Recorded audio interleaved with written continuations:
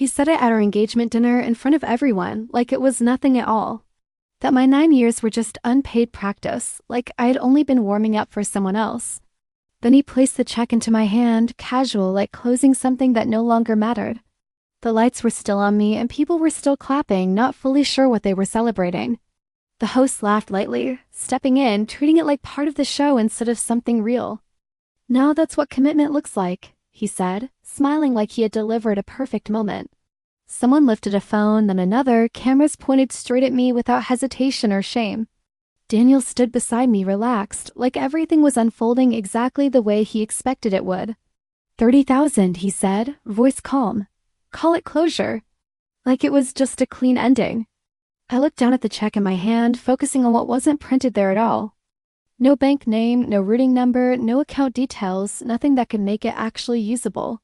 Just his signature sitting alone on the paper like it was supposed to be enough by itself. I didn't move or react.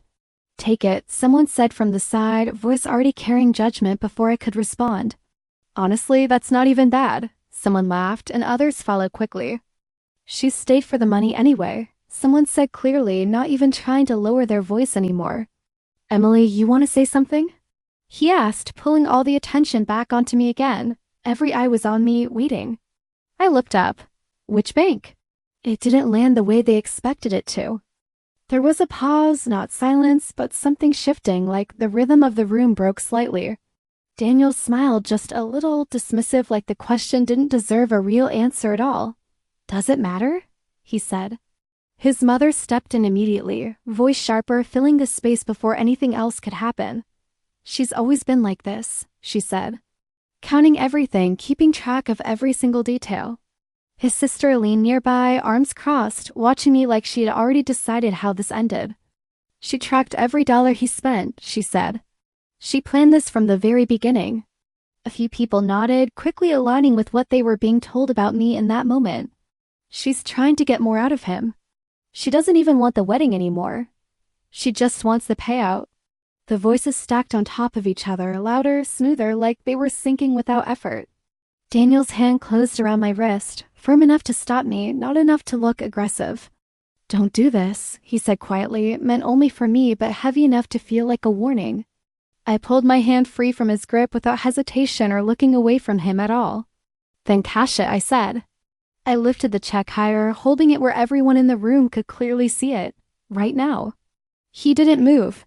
For a second, the room hesitated, like something small but important had slipped out of place.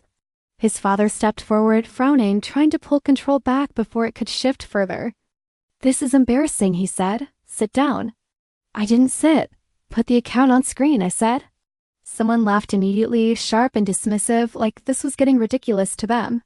"She's serious?" Another voice said, almost amused at what they thought I was attempting. The host shook his head, still smiling, but now with a slight edge showing underneath it. "Let's not turn this into an audit," he said, trying to pull things back into something lighter. I had already connected my phone.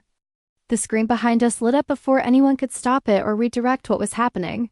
At first, people didn't react. Then someone leaned closer, squinting slightly, trying to understand what they were actually seeing. "Wait, what is that?" "Transfers.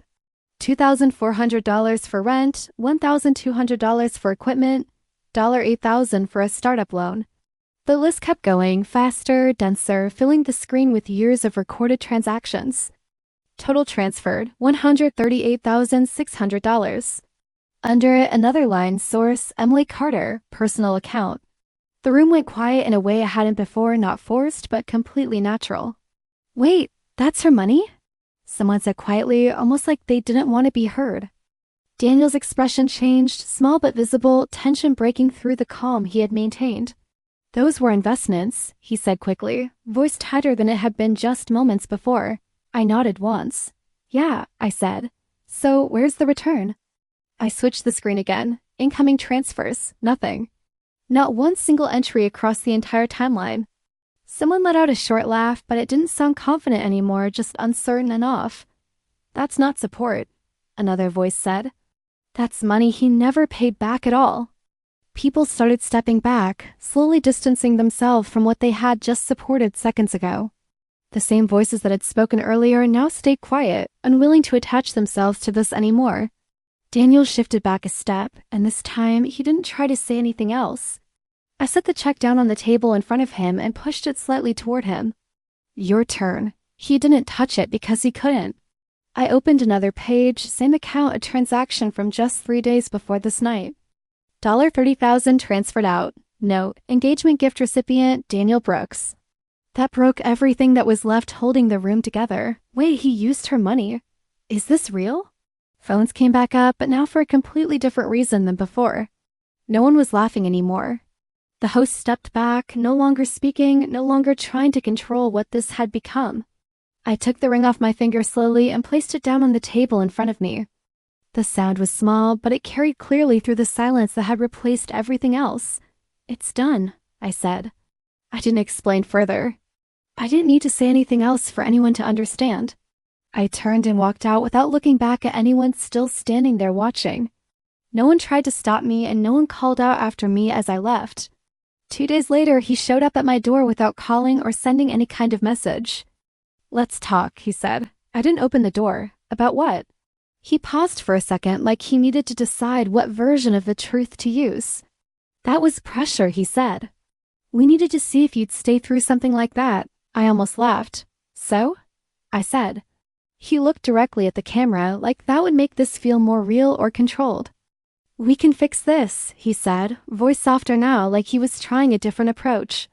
I watched him for a moment before answering, not rushed, not emotional, just completely steady. Send back the $138,600, I said. Then we talk. He didn't respond. After a few seconds, he turned and left without saying anything else or looking back again. A week later, the money came back into my account in 3 separate transfers with no notes. I didn't contact him after that, and I didn't block him either. I just let it sit there. I mailed the check back to his company address, no letter, no explanation, nothing else included. Just the paper. Someone asked me later what those 9 years had actually meant to me in the end. I said, a transaction. And I didn't add anything else after that.